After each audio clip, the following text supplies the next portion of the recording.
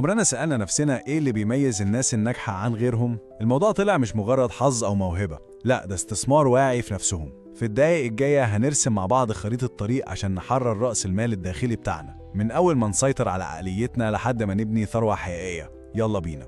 خلينا نفكر في يومنا العادي. كم قرار من اللي أخدناه النهاردة من ساعة ما صحينا من النوم لحد اللي أكلناه كان قرار واعي بجد، وكان تصرف كان مجرد رد فعل تلقائي؟ السؤال ده مهم قوي، لأن إجابته بتكشف مين فعلا اللي سايق حياتنا. الإجابة ممكن تكون صدمة شوية.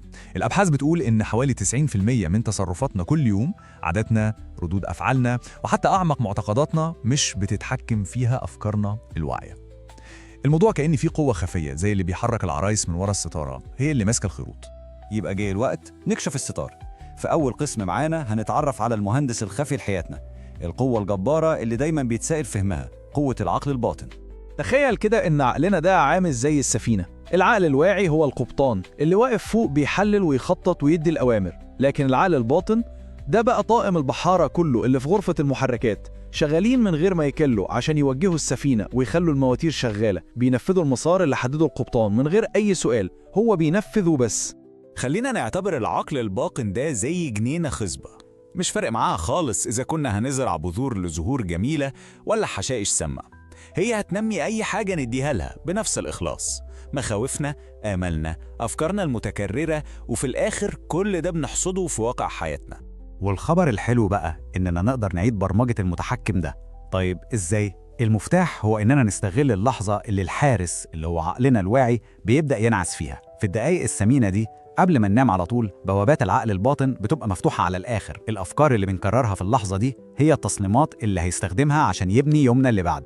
طيب بعد ما فهمنا السوفت وير الداخلي اللي بيحركنا، يلا نتكلم عن الهاردوير، الأصول الملموسة اللي بنبنيها عشان ننجح في العالم الخارجي. مهاراتنا هي رأس مالنا الأساسي. من ناحية في المهارات الصلبة، الحاجات التقنية اللي ممكن تتقاس زي البرمجة، المحاسبة، أو إننا نتكلم لغة جديدة. ومن ناحية تانية في المهارات الناعمة، ودي حاسمة جدا، التواصل، القيادة، التعاطف. في سوق العمل النهاردة القيمة الحقيقية مش بتيجي من نوع واحد بس، لا، بتيجي من المزيج القوي بين الاتنين. يعني ممكن حد يكون أبرع مبرمج في العالم، لكن لو مش بيعرف يعرض أفكاره لفريقه أو يتعاون مع عميل، العبقرية دي هتفضل محبوسة في فقاعة. القيمة الحقيقية بتظهر عند تقاطع الكفاءة مع التواصل. بس كل المهارات المدهشة دي مبنية على أساس واحد، الصحة. ما ينفعش نعتبرها مجرد حاجة كمان نهتم بيها وخلاص، لا، الصحة هي اللي بتضاعف قيمة كل حاجة تانية، هي الوقود اللي بيشغل طموحنا والصفاء اللي بيحدد تركيزنا. من غيرها حتى أعظم المهارات بتبقى مجرد إمكانيات غير مستغلة. بأساس قوي من العقلية والمهارات، إحنا دلوقتي جاهزين نبني الدور اللي بعده، الحرية المالية. والبداية هنا مش بتكون بجدول حسابات، لكن بتحول حاسم في العقلية نفسها. كل حاجة بتبدأ بسؤال بسيط عن نظرتنا للمرتب بتاعنا.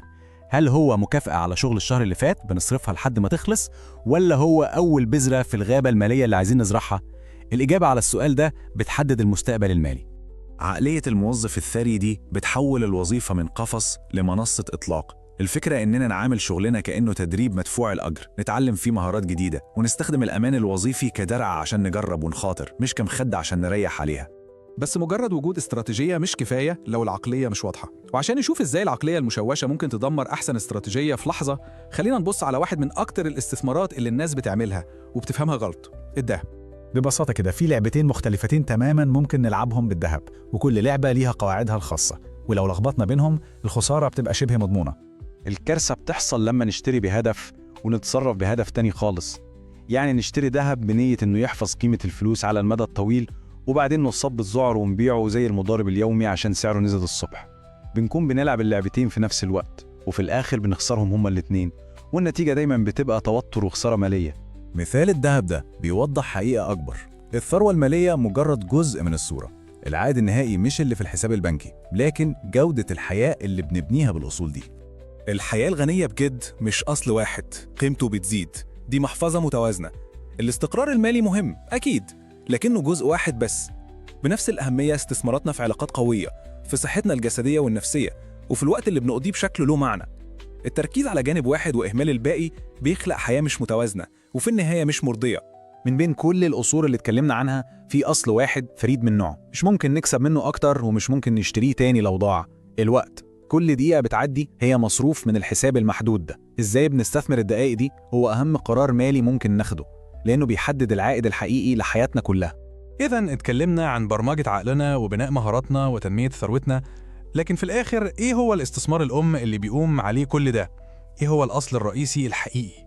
في النهاية أكبر عائد مش هدف معين بنوصل له، مش المليون اللي في البنك أو المسمى الوظيفي اللي على الكارت بتاعنا.